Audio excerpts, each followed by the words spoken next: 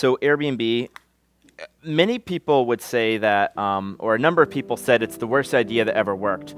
Or at least I can say everyone at the time seemed to say it was the worst idea ever, and it worked. So maybe that's the nice connection. It's the worst idea that ever worked.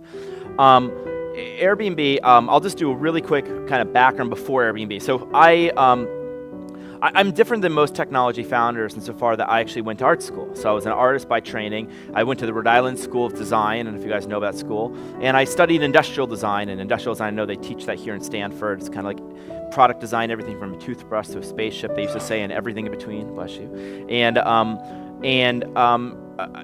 Growing up, I never really thought about being an entrepreneur. I didn't even know that existed. I don't even know if I ever heard the word entrepreneur. That would have been an almost absurd thing to say in upstate New York, where I grew up, to use that word. In fact, in hindsight, the only entrepreneur I knew was Bob from Bob's Pizza. And I didn't really want to have a pizza shop, so I don't think it would have occurred to me to start a company. My parents are both social workers. My mom used to have a joke. She said, I chose a job for the love and I made no money, so you should choose a job for the money. And I said, well, I'm going to art school. And she said, oh my God, you chose the only path in life that's going to pay less than a social worker because you're going to be an artist and get paid nothing. And so she said, if you do that, make sure you don't move back home, live in my basement, make sure that you get a job one day, and that if you get that job, that make sure that job has health insurance. And this was like a grand ambition for my parents. So it wasn't about starting any kind of big company or scaling up a company. And so I wasn't going to be able to call my parents, oh my God, what do I do? I have 100 employees, how do I scale? That wasn't going to happen in my family.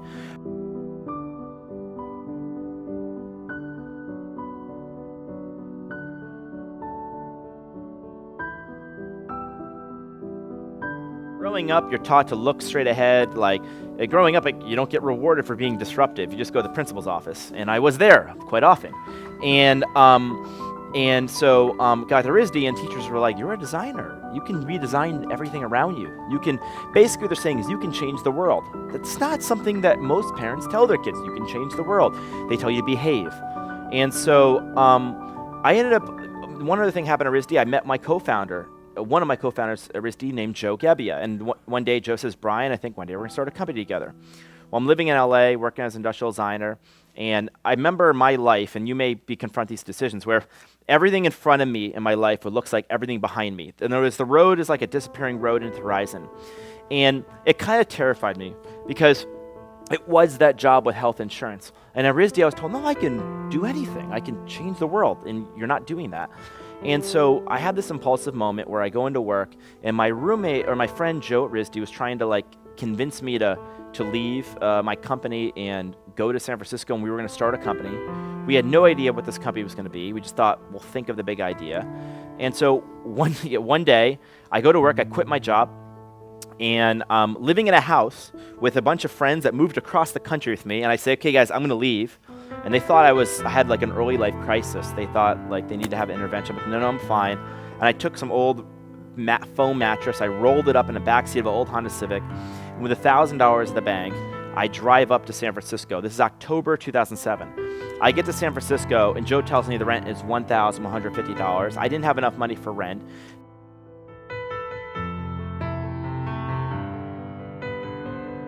We just had this idea. We said, well, designers need a place to stay.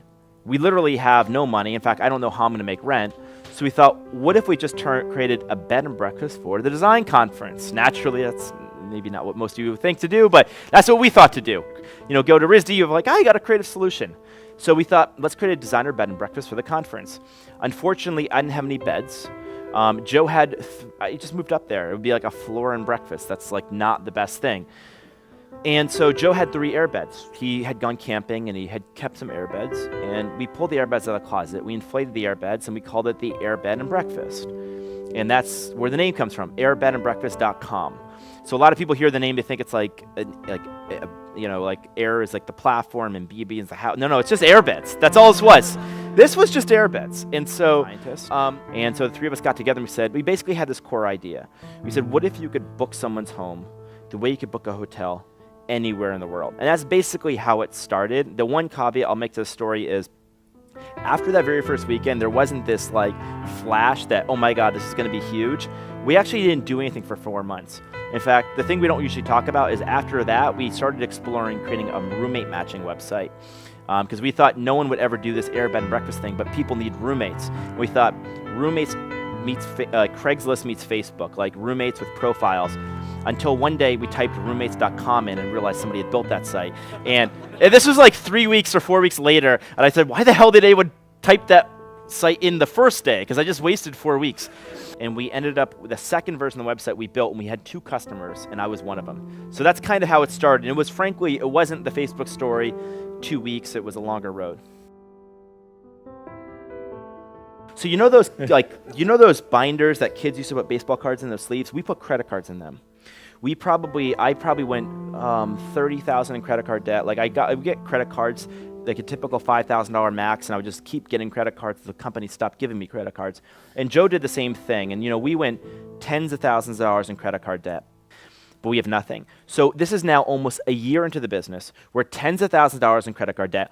Every investor said no to us. We've launched 3 times. We've gotten national press, and we have like almost no customers every single day.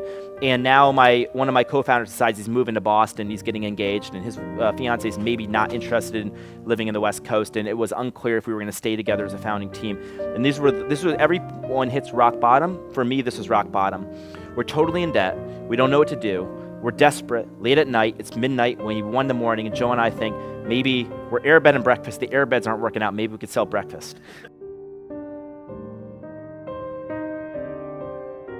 The last part of the story is, it was November 2008, we got back to almost broke. It's more than a year in. We've launched 3 times. We've been on the national press. We have only a couple customers a day. Everyone says, this is crazy. I told one mentor of mine about this business. He said, Brian, I hope that's not the only idea you're working on. My mom said, like, if you need money, you don't need to have strangers stay in your home. Let me send you money. So people were very worried. And you start wondering about the decisions you've made in life to get here. So I could tell you, I didn't feel like successful or smart or talented at this moment. I felt like the world was against me. I would go to sleep with my heart pounding every night. I'd wake up like wide awake, like, what am I going to do? How am I going to get through the day? We have no money. And a bunch of people recommended we go into Y Combinator. And we were kind of like, well, we've already launched. We're like way beyond that. They're like, you're dying. And we're like, okay, I guess we're not beyond anything if we're dying. And so we meet with Paul Graham at Y Combinator, and he thought the idea was absolutely terrible. In fact, he said, people are actually doing this. And I said, yeah. And the second question was, what's wrong with them? And I said, oh shit. So I thought this was a really bad interview. But by the end of the interview, Joe hands him a box of Obama O's. And Paul Graham thought we just bought this stupid box of cereal. And he's like, no, this is how we funded the company. And Paul Graham said, if you can convince people to pay $40 for $4 box of cereal, maybe you can convince strangers to stay in other strangers' homes. And he also liked us because he said we were cockroaches. And he said, it's an investment, nuclear winter, and the only people that will survive are cockroaches, and you're a cockroach. And so I'm like, thank you. It was actually the nicest thing. For like 6 months, that was the only compliment I got.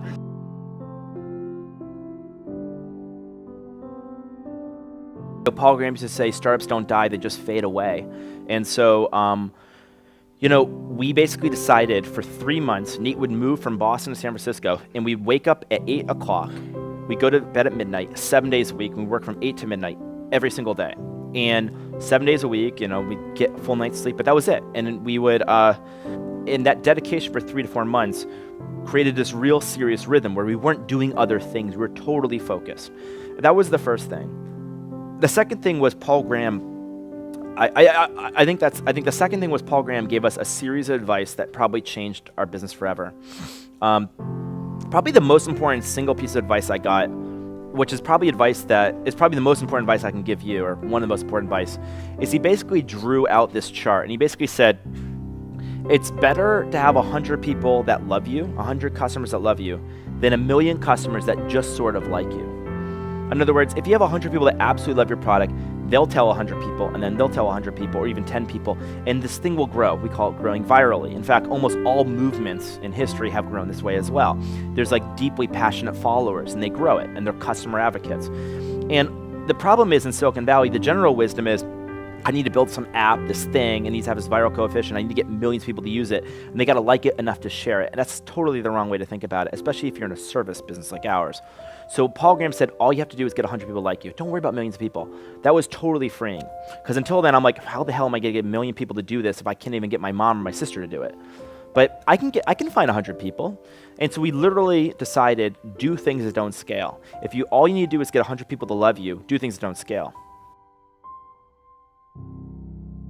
Is that doing things that don't scale, if you just think about building something that even just one person loves, it's super easy to create something a single person loves, especially if it's a service. And then you go person by person. Once you have 100 people, then you just focus on figuring out how to scale that. And it's a totally different intellectual problem to scale something 100 people love than figure out what that is. And that was a turning point for us. And so by April 2009, we had hundreds of people that loved us. People started booking, and it became clear there was a real business here.